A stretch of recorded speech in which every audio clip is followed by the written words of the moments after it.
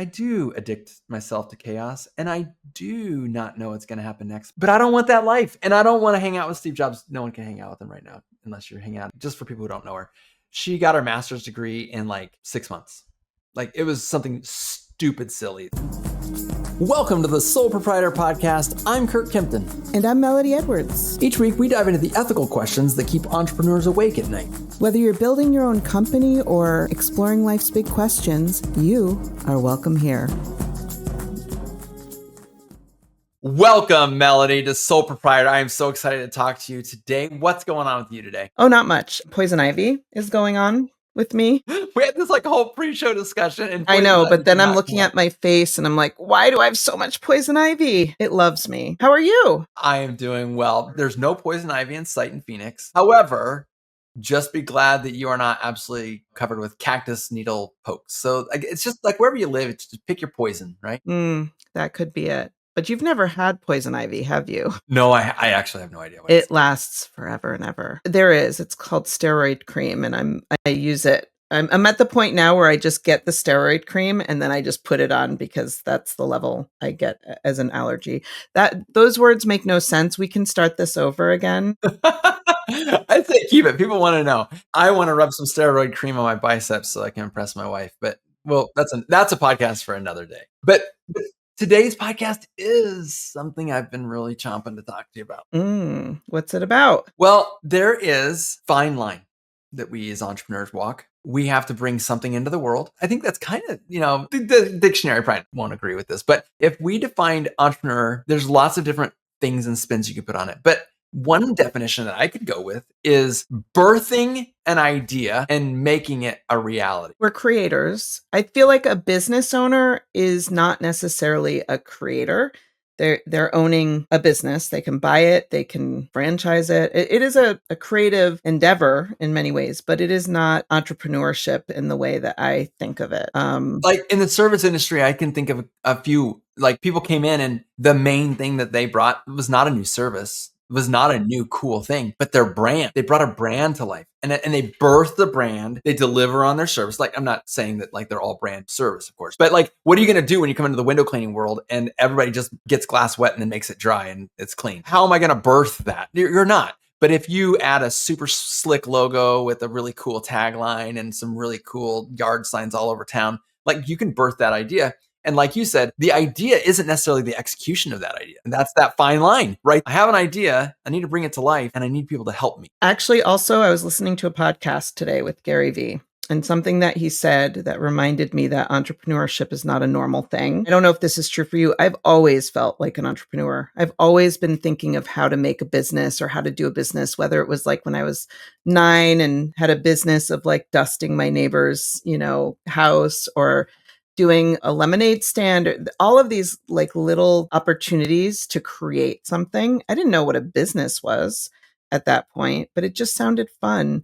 And the other thing that we discount is how much risk we take as entrepreneurs. Like we have to be very risk averse, or we don't even know. Like, did you know that there was a risk when you started your business? Not in the traditional sense. I don't feel that until I'm already deep in. And then I'm like, what am I doing? I think as I graduated from business school thinking I knew what was up because I'd done pretty well in business school. Then I got to entrepreneurship and got my butt kicked. I was so surprised the reason I even have a software company is because when I was a window cleaning, pressure washing business owner, and I get to like the first time someone responded to my money mailer ad and had me come out to give a quote, like, wait a second, I'm a salesman. I'm a window cleaner. No, you're a salesman, dude. You went to business school and you forgot that sales is part of the thing. And I'm like, yeah, but I thought I sidestepped that. No, you didn't. And like you talk about the risk. There's the risk of like, if this doesn't work. And I think a lot of people think about that. But you know what else? You risk having a cool idea that you can't do anything about. Like as an entrepreneur, I love bidets. It's no secret. I've told lots of people about this. I love bidets. If I wasn't doing what I'm doing right now, I would be making sure that every hotel, every hospital, and I know those aren't cool and sexy, but every restaurant, every fine dining restaurant establishment, what are we even doing in the first world country? Like I'm passionate about this. So I can't do anything about it. We would have to educate all of America about bidets to begin with. That's a huge job. I'll do it. But the thing is, I can't do it because I'm too busy running a software business. And that's the risk.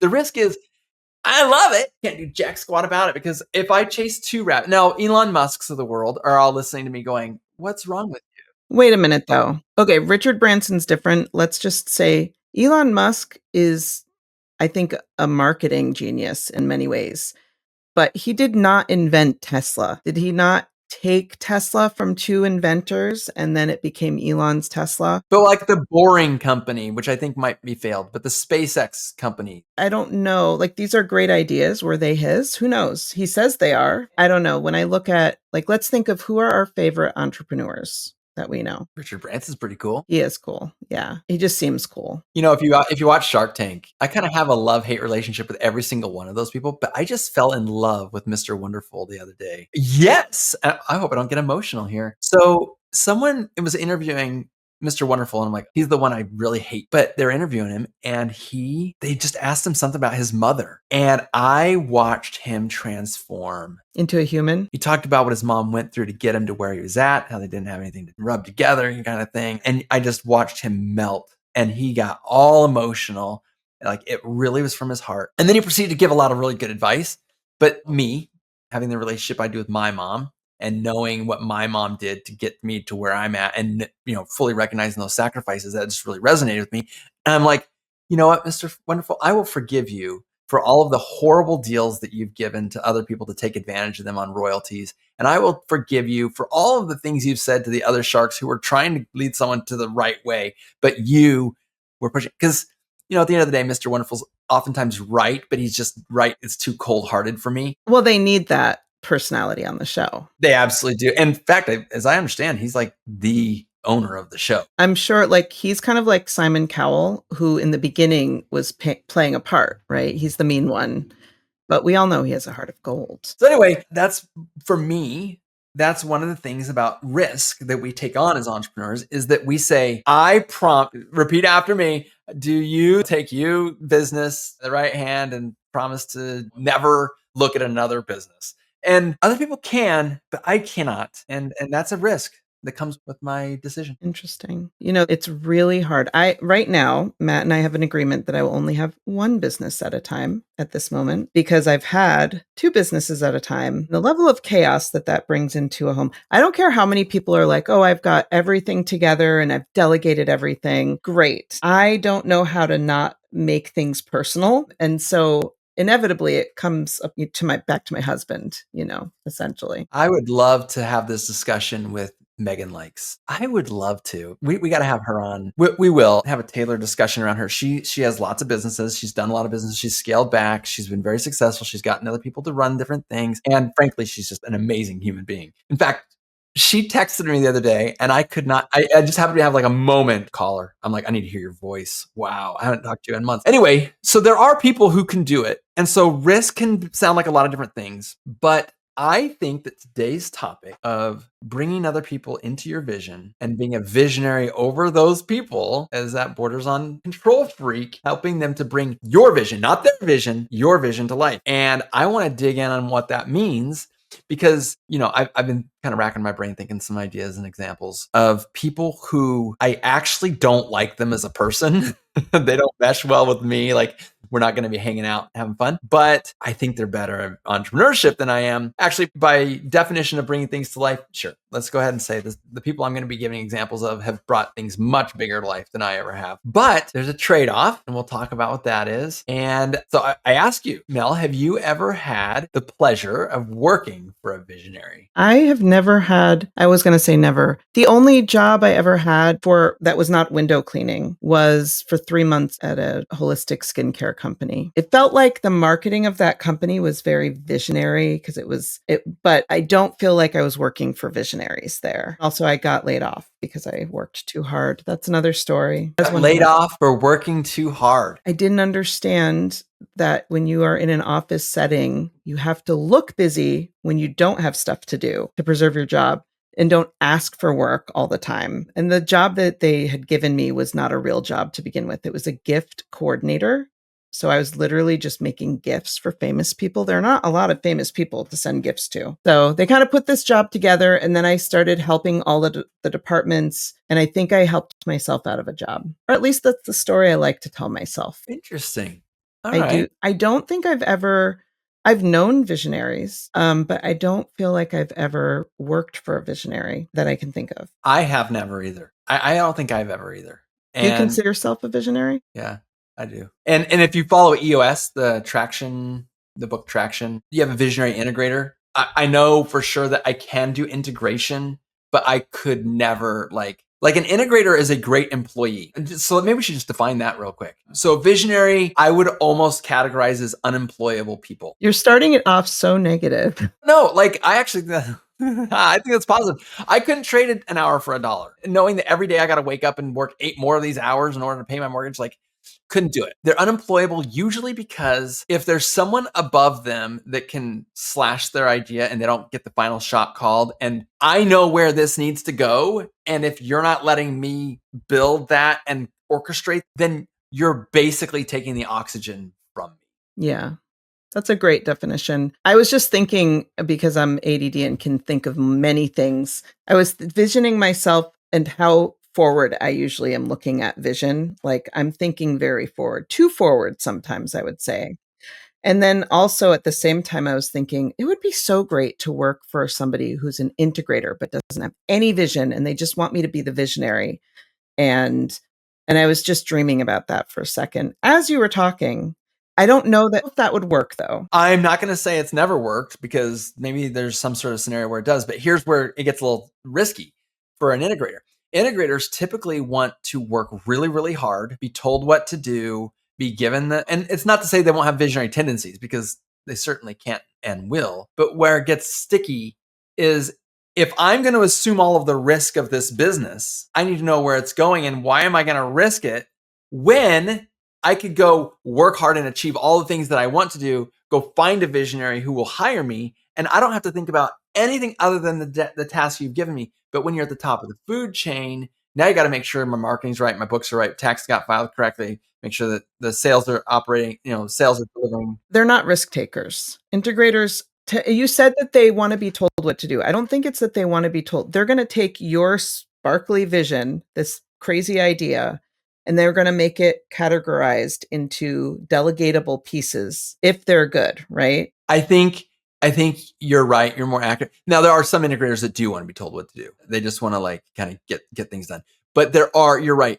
The puzzle fixer, like a developer, a software company like mine, like they want to know what the feature is so that they can have that fun puzzle piece figuring out experience. But there's not a lot of incentive for an integrator to start a company because you can almost go find everything you need as someone who's going to handle all the big picture stuff. And it allows you to get more refined in what you do. And then it's not to say this is another thing that could vary by integrator, but that ability to clock out and say, like, I've thought as hard as I'm going to think about that thing today, and I'm going to now clock out and not think of it anymore. There is some magic and power there. Again, I know there are integrators who are never off the clock. They can't stop working and they're workaholics. That's a different kind of control freak.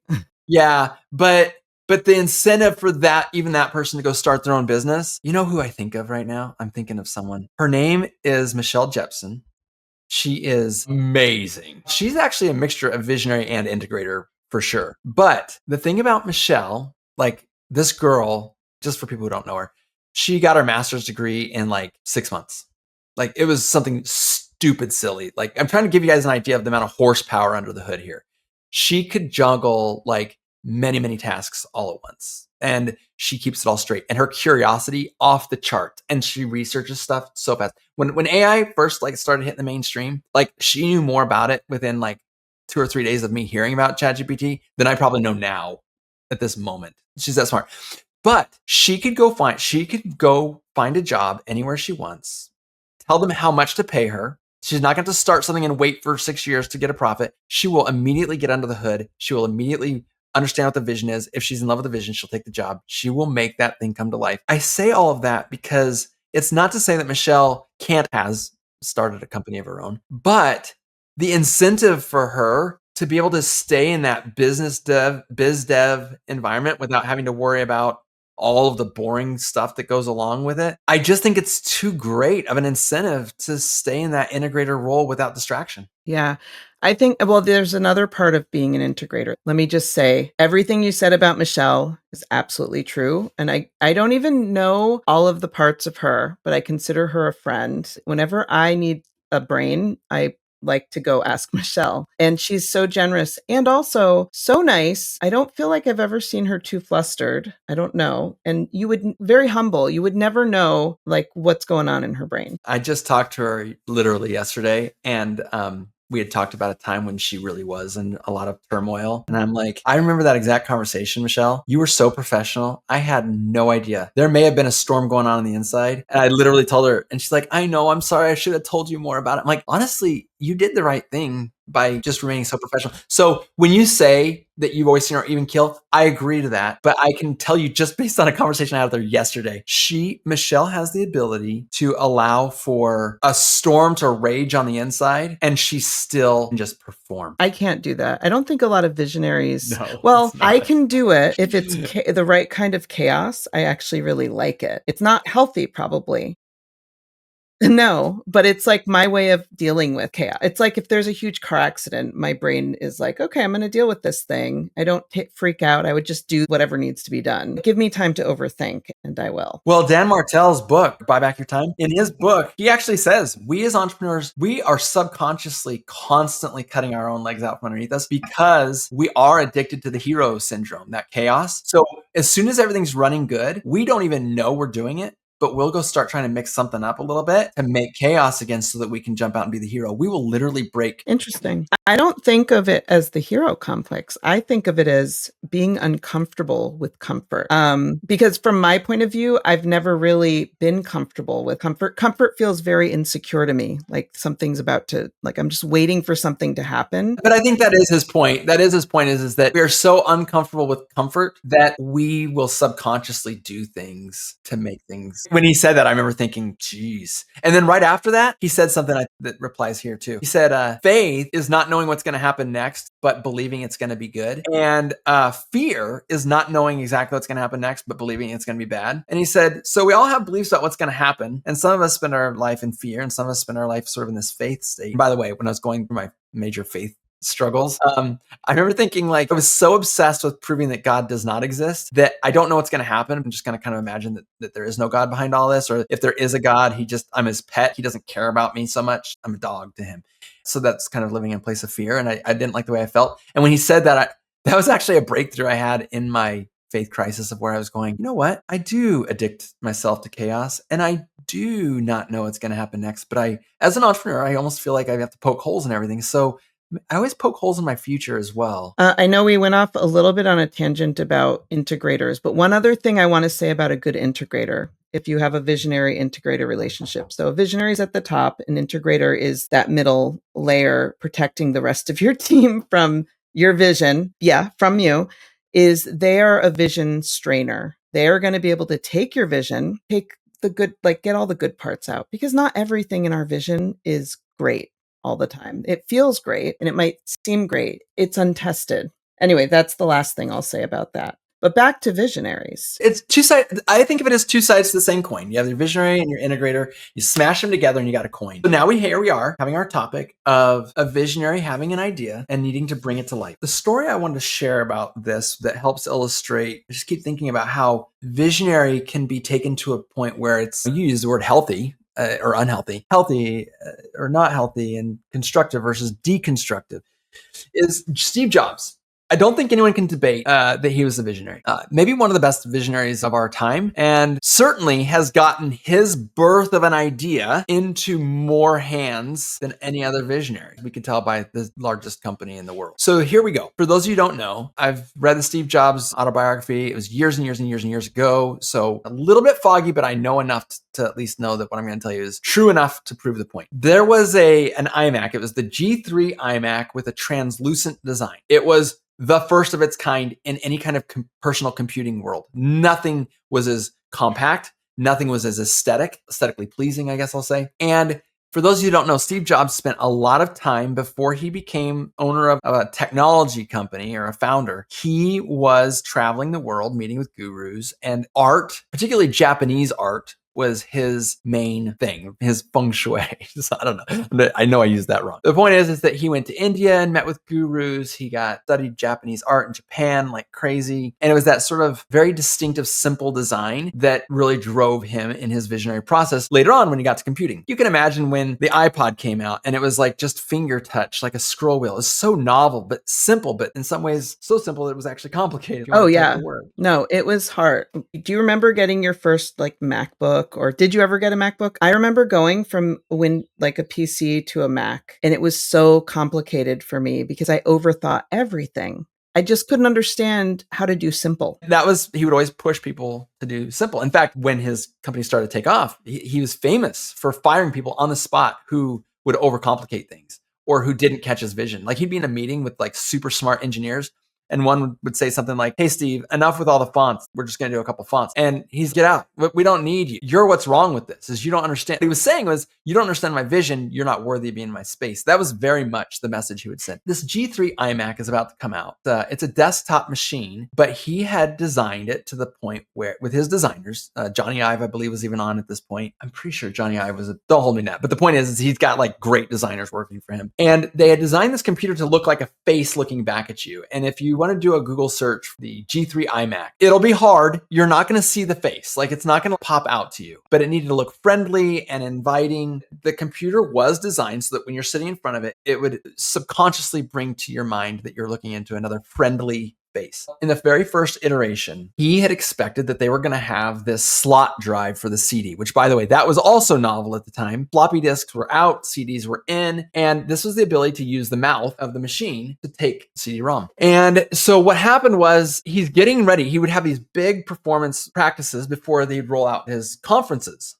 where he would make a big deal out of these big secrets. And to this day, Apple still does this for everything they roll out. They're secretive, they roll it out, it's this big thing. Apparently, the slot drive that was supposed to be the mouth of this machine was either unavailable or overpriced, or I can't remember all the obstruction that he reached, but this ended up having the buyer have to make a decision when he was trying to provide, like, either we don't get drives to be able to ship these things, and our company is in massive financial upheaval, right? Like we're in a big make it or break it situation. We're very red. We need this machine to go. We need it to go live. I'm going to make an executive decision. I'm going to order the tray drive. I know it's spec'd with the slot drive, but we're going to have to go with the tray drive. Gets ordered. They do this all behind Steve Jobs' back because they know that Steve's not going to be happy about it. And their best bet was to just roll it out. And when the prototype came that he was going to present at this conference, it was going to have this tray drive in it. And so when Herschel comes and they bring the machine out to him and he's doing his performance and he sees what's on there, he melts down, completely melts down. You know what? We're not doing it. We're not going to, I guess we're going to cancel the show. Steve can't cancel the show. We're going to have to announce this G3. And he's like, well, I'm not announcing it. And our company's not releasing this garbage. That thing is sticking its tongue out at the person who's using it. Like that is the most disgusting, like in his head, most disgusting thing you could do. Like, this is revolting to me. And everyone's like, Steve, it's still a CD-ROM drive. You can still do it. People will hardly ever notice the face. It's not going to well, that was the wrong approach. Steve freaked out on that. As I recall, they actually had a therapist come in to try and talk sense into him. Steve, if we don't roll this out, Apple will be gone in a week. We have to sell these machines in order for us to stay in business. He finally did agree as long as they promised that the next generation would have a slot drive. And now we're finally to the point of the story, which is that's extreme, but I think that it's a great example. If we all look into ourselves as visionaries, anyone listening who owns a business or anyone who's ever worked for a visionary, you can take anything to its extreme. And I think that this does a good job of going close to that. But we want our vision to be the thing we said it was supposed to be. And we want the people who are following our vision to do it our way. Can I explain vision for a second? For me, I want to know if it's the same for you. I literally have a vision in a way. It's something I can taste and feel, and I don't always know what it is or what it fully encompasses.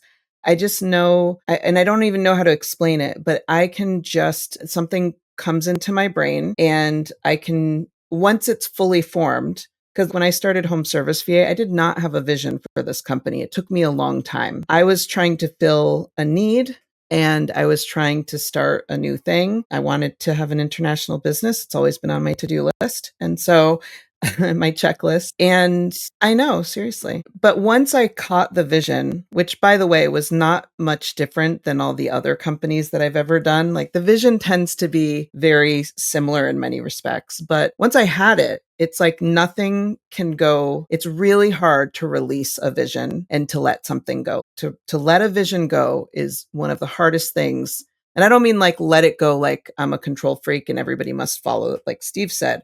Sometimes you have to like not even follow a vision, but that's how I feel. It's painful if I don't get to complete the thing that my mind has decided on. How do you explain it? I would probably explain it the same way. There might be a little bit of nuance difference. I think it's pretty much the same for me. Like when you started Responsibid, was it, I mean, it was because you don't love selling things and you wanted to create a system or like a software that would help make it more automated and easier, which you did. But as you went on in the company, was your vision very clear from the start or did it develop? Like, how did your vision come to light? Honestly, this is where I feel like a fraud. I still am not, like, my vision has not come to life yet. I'm still working on it. But also, in fairness, my vision is there's so many folds to it, right? Financially, what I want my business to do. There's culture within internal team workings of what I want my business to do. There's product, what I want my business to do. And I want it to do it now, by the way. That's the other problem with vision. I'm looking way down the road and I'm measuring what we're doing right now today by that. We're wrong. Like everything's wrong. Everybody, you all are way underperforming. Yeah, Curt. Obviously, like, and the problem with vision is that it can come fast. 5 minutes from now, I could really articulate to you in just a couple sentences this amazing vision. Imagine that we are the gold standard in CRMs. Like you could say something like, we're the gold standard in CRMs. I could say that, but becoming a CRM is a big job. And then if you want to be the gold standard of CRMs, it's also another 10x, 20x, 100x big job. And you're doing it with bootstrap money and a team of 10, right? So vision is really easy to have. Bringing it to life is hard. Articulating to other people is hard. Being patient and moving it quickly without overwhelm and moving it slowly without drudgery. All of those things in every aspect. Just described my life every day, especially like in those frustrating moments where vision is far ahead. I am looking at the day-to-day progress. I'm worried about overwhelming people with too much change too quickly, but also I'm like, why can't they take on more like me? I want them to be doing 30 things. That's again why a vision strainer is so important because they're keeping the cadence, the actual rhythm that normal humans need to exist within, so that we don't drive them crazy. I think that's another reason. Pushing humans to what they can do, right? So that's another thing is that sometimes as a visionary, I know I'm guilty of this, is I'll say, but that's unrealistic. So we'll just deal with the status quo today and tomorrow will be a new day. That's also bad because I'm not going to push it. I'm not going to get out there and like, but then maybe you do get out and push them way too hard. I've been in both camps. I'll say one other thing about vision for a business owner. I think this is important and hopefully my people are hearing this too. A lot of times you'll give a back seat to your own health, your own sanity. And you'll say, my vision is something that's going to happen 10 years from now or 5 years from now, or even a month from now. And so today I will eat junky food. I will not exercise. I will not take personal time to de-stress or relieve my anxieties because anything less than pushing forward on my vision, it shows weakness. And I got big. I remember Jason Guyman one time walked up to me at a convention. He's like, whoa, you put on some pounds. I remember being like, I hate you so much for saying that. You look down and you go, I think you might be right about that. So I want to say that vision needs to extend. As I'm saying, you're looking down the road and you're looking right what's in front of you. I have recently, in the last year, gotten my health a lot more under control. And I'm super stoked about some of the barriers I've broken through, but I'm also mentally in a different place. And so having vision that extends, I've talked about the quadrants in your business and the different departments and different goals and vision achievements that you want. But I think that as an entrepreneur, I've been guilty of not putting myself and my vision for my family and my relationships and myself physically. And we talk on this podcast about spiritually too. I think that that's another big thing. If you're going to be a visionary, just like my encouragement to you and just sort of at this place in my life right now, my encouragement would be to say, don't forget that you can't just visualize one part of the future and allow yourself to be addicted to that because it will you giving up the vision for maybe what you actually want. It feels like vision is also something you mentioned, like spirituality. It almost feels like a gift from God or whoever because you said, if you choose to be a visionary, I don't think people choose. It is bestowed upon them as a gift. Let me say it a little bit differently then. If you choose the path of entrepreneurship as a visionary. Yeah. But I think, listen, I'm guilty now of struggling with, I will put myself last always because I'm so compartmentalized. And the funny thing, which is not funny, is that the more that I do that, it's always like, you just have to do this one more day or one more week. I'm always pushing for like just one more. And I know that it's not good at the time, but I believe that I'm pushing towards something, forgetting that this is like a cycle. It goes like that forever if you don't break out. I don't know about you, but like my breakout is literally just, usually it's an injury or something. And I'll be like, sorry, I can't do business for 2 months. And then my business still works. Everything's fine. I get my brain back. But this time, what I'm trying to do is take the summer, take a couple months to get my visionary brain back because I'm feeling that burnout lately. And I know that cycling, that hustling, I can't make myself think harder. I need to back away. And I think that's something that we have like a very bad on off switch, and it's control, it's addiction, it's like all those things, right? Like we are control freaks about the vision, but we're also addicted to work. I think we are. I've met visionaries who aren't. Were they never? Like, I don't know a lot of people who. I don't either, but I think that it's something that I guess I've seen myself start to heal a bit. And it's been as I've been putting more self at 4:00 in the afternoon, I am going to be putting on my riding clothes and taking my bike on the trail. I guess I'm just saying that as a recovering computeraholic, maybe. I think you bring up some really good points. And so that's where I ask you, I say, Melody, I think that being a control freak is part of the job of a visionary. What is the good amount of control? Because my whole job is about delegation. I don't struggle with delegating things. That was not true. Sometimes when I have allowed my brain to become so cluttered and so overstimulated and overwhelmed, I can't delegate. Like I wouldn't know how to, probably because of my concussion 2 years ago. That has something to do with it. Also many other reasons. It's just like the way my brain is. But there's a lot of things you can delegate, and I might not have a problem if I can voice it to people. But I'm always worried about, if I think quick, I'm worried about what will be produced. So micromanagement. I don't. I'm a recovered micromanager. And the way I did that is I really have to be thoughtful about, if I'm giving somebody this thing, this part of the vision, I have to release it completely and almost be uninvolved. And that part is painful. If I am sitting there with you, watching you do it, even in training, like I'm involved in some way, I'll keep taking it back. I won't even take it back. I'll just keep inputting my thoughts and, oh, you could do it faster this way. So that's why I really try to stay away from that part. I try to give the vision, as much of the vision as I can for each of the departments that we have. And then I let my Denise, my vision strainer, manage that process.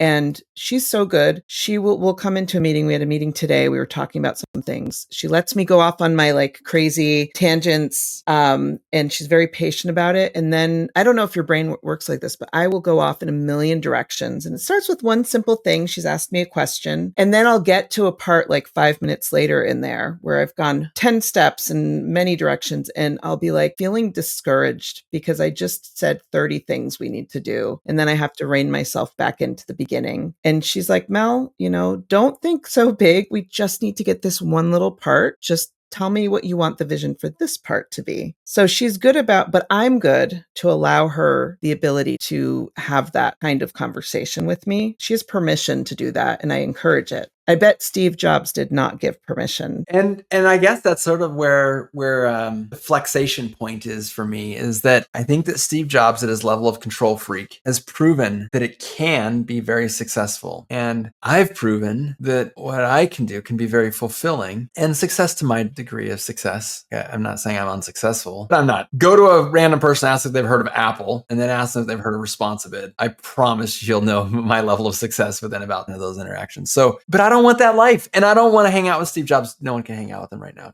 unless you're hanging out as great. For those who don't know, he got cancer at the end of his life. It was very quick, and he was taken, and he didn't have a relationship with a spouse or helpmeet of any kind, not really even a girlfriend. He did have a daughter. There was almost no relationship there until the very, very end. And that was a choice he made. So I told that whole story, letting you know he's powerful, and he was able to be in his vision in power. But in some ways, I clobber Steve Jobs. Do you think it's worth it to have your name known maybe for 100, 200, 300 years when you did not get to live a fulfilled life? And maybe well, no, he couldn't have been fulfilled because there's so many different areas to life. Vision feels big. It feels like it's creativity. It's sometimes otherworldly, but I guess it could be culty. Listen, I think that there's as many personalities there are in the world as how many ways that question could be answered. Is it worth it? But I will say this. There was an experiment done years and years ago where they got some homeless people and they gave them $100,000. And my understanding, as I recall, is that they offered them all financial advice when they gave them $100,000, but it was optional. They didn't have to take the advice. And I remember that the way that study came out at the end, it may have just been with one person because I'm remembering one person's face in my mind explicitly. This person at the end, I remember they got a Dodge Ram pickup truck. I remember thinking, that was an interesting choice. Okay. Now trucks are $100,000, so you could spend your own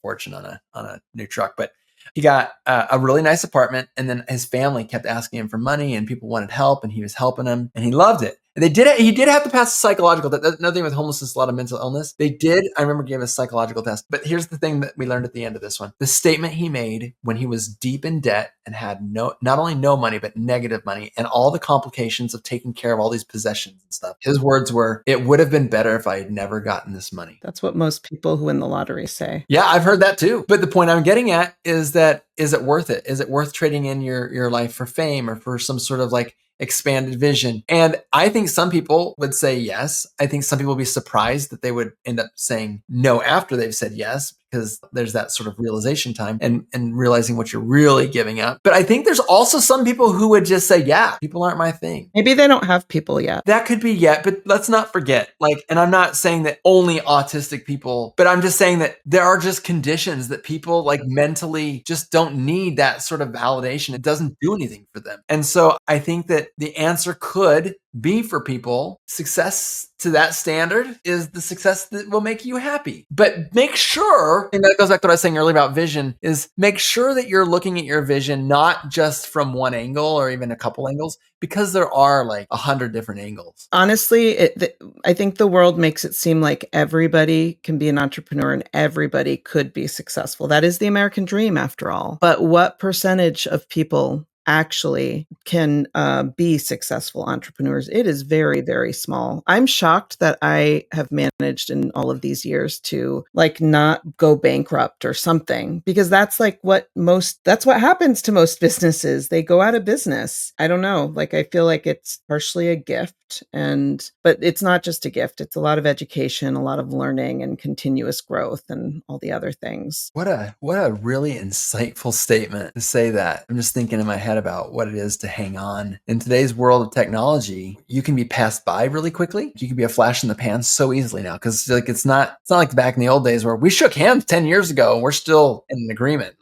I'm still waiting for my pension to pay out 60 years later. So you can be a flash in the pan. You can rise up really fast. And also you can hang on to a business having technology do things that you used to have to hire people to do, which would have sunk your business. That's kind of an interesting eye-opening thought, is that we live in a day and age where you could actually persevere through a business that cannot succeed. You're like, wow, I'm not one of those statistics. You also could do that thing where they go, wow, what an overnight success. Yeah, I worked 14 years and then had my overnight success. And you saw the overnight. I think that's one thing that I think about a lot when I want to give up at any time, is giving up is that's how you don't get to that. I feel like there's no other option but success, whatever my vision of success is, right? If you give up, you don't reach that point. And in my marriage, we got married. We said divorce is not an option. We're going to be successful. Then I started meeting people who were totally normal, great people. And then one of the people in the marriage turned into abusive.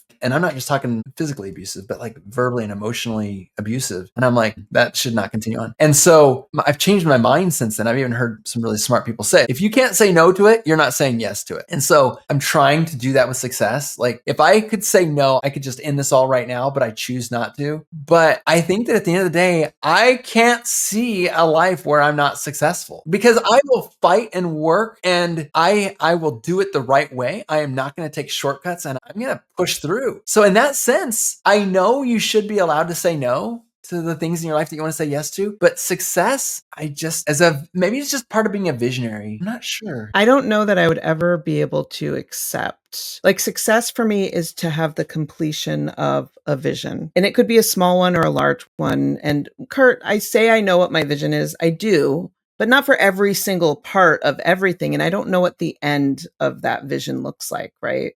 But because it's complicated, it's not one simple thing. I just know myself. I can't give up or stop. However, I have heard people say that I have failures all the time, but failure you shouldn't be ashamed of failure. And I do believe that. I think if sometimes I wonder if I could let go of my ego a little bit and have more humility sometimes, and not, then maybe I would have done things differently and made it easier for myself. But everything's a lesson. That's it right there. That mentality. Everything's a lesson. Yeah. Life, everything's a lesson too. So it's the same. That's true. I just think as entrepreneurs, we expose ourselves to more lessons. You have to be okay with lessons. You have to be okay with, you can't worry about failure. And not that you can't worry, but you can't be thinking of that when you start a business. And you also can't be afraid to keep pushing yourself. And there's no comfort. I don't know. What I feel comfortable with, my husband would. My wife, I cannot wait for the day that my wife will come on this show. And I want Matt and Rachel to be on here because honestly, we wouldn't be who we'd be without them. And they are so yin to our yang. And we will get them here someday. They'll agree. They're reluctant heroes. Rachel has pretty adamantly said no. And I told her, that's cool for now. That's one of our best qualities, is the grit that we have when we never give up. So let's start circling the airport here. Visionary has a very positive connotation. Control freak has a very negative connotation. They're very deeply related. I used the term fine line before. Melody, where do you see yourself on the spectrum as a visionary as it relates to control freak, and how related do you think they are? I actually, if I'm looking big picture, I am not a control freak when it comes. I would love it if anybody would come, take my visions and just make them happen. I have people in my company like Denise, but she is not the kind of integrator where it's going to be like massive push forward. When I have $1 billion, I'm just going to hire integrators who are just going to take the vision, whatever this vision is, and then just make it happen, because there's so much that goes into that. I don't really like the part where I have to make it happen. I just like the vision part. So maybe I'm not as control freaky as I am. It's when I have to be involved in parts of the process that I start to, like we talked about, like if we are there, we will micromanage the process. So I have learned to put boundaries and barriers between me, the vision, and the actual work that needs to happen to push it forward. And sometimes it's very annoying and frustrating, but also it's needed. Where do you see the relationship of your control freak and visionary coming together? Well, I'm self-aware. So I used to be very controlling about the vision. And it's almost like the smaller my business, the bigger I felt like the fear of having to hold on to the vision and not let it expand beyond me, which is what you need to happen usually. If you're given the gift of a vision, it should be expanding beyond you. But I think the best times are when I can walk away and I trust that I have the right team and they are executing towards the greater vision. Doesn't have to be perfect, because ultimately when I'm actually seeing the thing working, I don't know the details, I just see it's working. That feels really great. Yeah, I would have to say we're pretty different in that way. I jones for a little bit of what you're saying, but I think that for me, back in the day when my business was small, like you, the smaller the business was, the more I had to be on every single thing. Then you start to experience other people doing things the wrong way that works better, and you're like, okay, I need to just kind of butt out here. And that's a very important learning thing. But I think that I read the book Who Not How, and it talked to me like, stop telling people how to do things and like just find people who can do it the right way and let them write the protocols. I mentally embrace that, but I still struggle to this day all the time with really living that. I have room to grow. Do you know why? Because your company isn't a company that tells people that they need to delegate to experience the freedom that they've always wanted. If I don't practice that, you're a hypocrite. I am and sometimes I am a hypocrite. That's why it's always top of mind for me. So that's the trick. You have to start a company where it's required that you have to delegate things and be okay. I will always probably have that struggle internally, but not as much when I trust the people who are in it with me who are doing the stuff. And right now I feel really good about the people. I think that if anything comes from today's conversation for me, and it will, is I need to spend a little bit more time understanding what vision I have for my interactions with my people. And when I say my people, yes, there's my work people, but there's also my home people, right? And I have tried to sort of carry on a reputation of a just certain expectations and all of that. And I think that I try to be very outcome based for how I measure success. I still find myself monitoring activity to a degree that I think is healthy, by the way. I do think I'm in the healthy zone, but I do listen to these stories about, the Steve Jobs job example I gave. And I know of like personal friends who have taken control freak to the wrong levels. And I think that I have something to learn right now. And one of those things that I have to learn is that I need to get out of the activity way more and more into the results. And people appreciate that. They want to be held to a standard, I'll get a result. But micromanagement, while I wouldn't consider myself a micromanager, I have micromanagement tendencies and like moments. Yeah. No, same. That's why I'm always trying to not be. There's a freedom in releasing that by saying, oh, Denise is in charge of that because my vision, I'm just going to drive everybody crazy. And so I need to stay out of that stuff. Well, I mean, part of that is because otherwise it would just never end.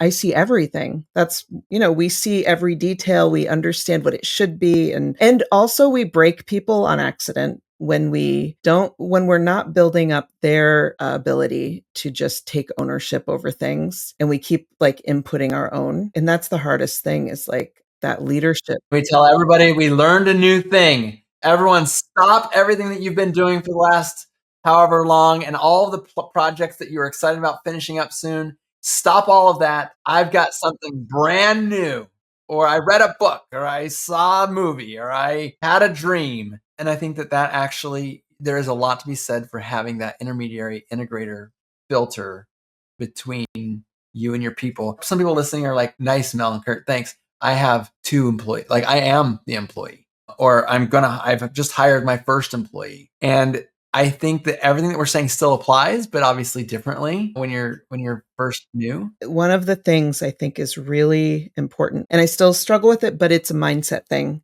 Really, all it is you have to imagine that you are the vision of the company. Or if you don't think of yourself as a visionary, you are the owner. And you are at the highest level. You are not just doing the work. Just think of that as the most temporary part of what you're doing. You're a builder, and you have to act like that even when you hire the very first person. You're going to feel like a fraud. You're going to feel like that imposter syndrome if you're like most normal people, and you're maybe going to act like just buddy or friends. No, you have to hold them to the standard of the big company that you're building, not just this one. But when you practice that mindset, and at least for me, it really transformed. I learned to think like that, but it takes a lot of practice, I will say that. And it's a lot to ask when you're starting out, because it feels so impossible that you will be building something, because you've got the reality and you're hustling all day and doing the work and everything. Curt, I was out in the field today doing some window cleaning estimates. Haven't done it in about 7 years. But I'm helping my old company.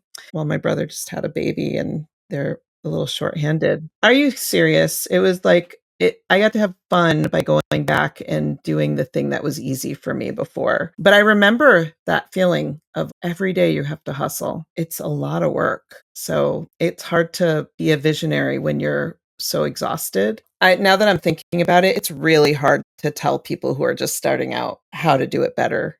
Because if they're anything like me, they're going to do it the hard way for about 10 years. That's another way of knowing you're a visionary. Do you like doing everything the hardest possible way, even when you know it's not right? Well, this was like I could talk about visionary business all day and all night. This was a really fun conversation. And we didn't even really get into a lot of the controlling aspects of it. I think we could have a guest on to talk more about scenarios too, because I can think of, we've named some that were cool and that would be good. But at the end of the day, I think the listener probably went so introspective. I know I did. I hope they did. If you're listening to this and you had some moments in your mind, like, that's where I get a little unhealthy. That's where I get a little bit controlling. oh, this is probably a little further than I need to go. The fact is if you're doing that, you're probably just defaulting to a normal thing. You're not a bad person by any means. And it's that you have to do it. Part of it, pushing your vision onto other people, is I must control the situation. I must even control the person to a certain degree, but also I need to know where that boundary is. And I think that boundary is going to have to be something that you understand within yourself. And hopefully, as you've thought a little bit retrospectively on some of your past experiences and thoughts and feelings, and maybe you got to a point where you're like, I could tune a little bit there. And one last thing I'll say about this is I think visionaries don't live in the fear. And to grow outside of just the small business mentality, you have to live. I don't know how to say this. I had it in my head right as I was talking. You have to be open to what other people are saying. Because I remember when I first started owning a business and I was hearing everybody, well, not really hearing, but I was just, on the internet that had just come into existence a little bit. But everybody just knew exactly what to do. But nowadays we have people who are actually going to tell you hey, want to skip 10 years? Do this thing. If you find that right person, take a chance and listen to them and just follow their step by step. It doesn't mean, it just will save you so much time. And I wish I had that blueprint. I don't know if I would have had the insight I don't think I would have followed it, just to be honest, but I wish I would have. Knowing the right thing, they say that, what is it? Most businesses don't die from not knowing what to do. They die from what they do. Well, thank you for this conversation. It was very helpful to me as a reminder what I should not be doing. Me too. Me too. Hold us accountable to being the people that we are talking about. Well, thank you, Melody. It's been an absolute pleasure talking to you, and forward to our next conversation where we will go deep on the things that are on the minds of entrepreneurs and visionaries who have a lot of concern about some of the bigger things in this world. See ya, Curt. See ya. Thanks, everybody, for joining us at the Sole Proprietor Podcast. It has been an absolute pleasure having these discussions with you. If you wouldn't mind taking just a few minutes to rate and review us wherever it is that you listen to podcasts, it would mean so much to us. We really do read each of these reviews, and it gives us the opportunity to get the word out to more people who could benefit from hearing about topics like this and so many others. If you want to engage with us at our website and maybe share some topics or ideas of other people that you'd like to hear on the podcast, feel free to go to soleproprietorpodcast.com and share with us your thoughts and ideas about what we could do in the future to bring even more light into the world.